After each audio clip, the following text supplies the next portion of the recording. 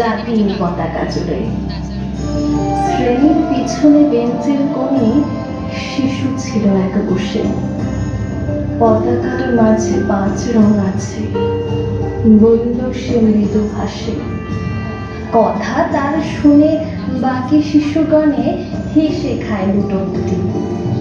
শিক্ষক রেগে বলেন হেঁকে, বোঝাও কি করে 5টি।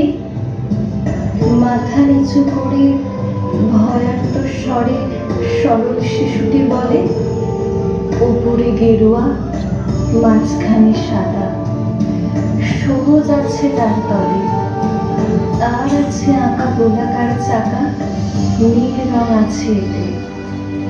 শিক্ষক বলে, এটিকে ধরলে তবু হচ্ছে 4টে। অবুধ শিশুটি বলল তখন, রং আছে আর এক।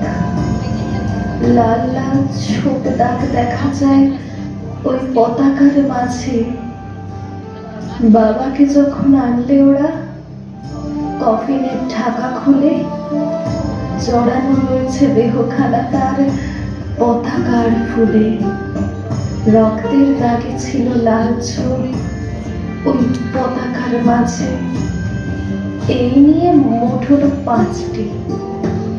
এবার তো ঠিক আছে। সরল শিশুটির জবাবখানি কাঁপিয়ে দিল বুক।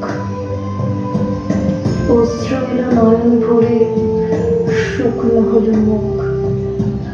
আজও যারা দেশের জন্য করেছে বলিদান, স্বাধীনতার শহীদ সম তাদের অমর প্রাণ। হয়েছে স্বাধীন, পেরিয়ে গেছে 76টে বছর। দেশ বাঁচাতে যাচ্ছে যে প্রাণ, রাখছে কি তার খবর?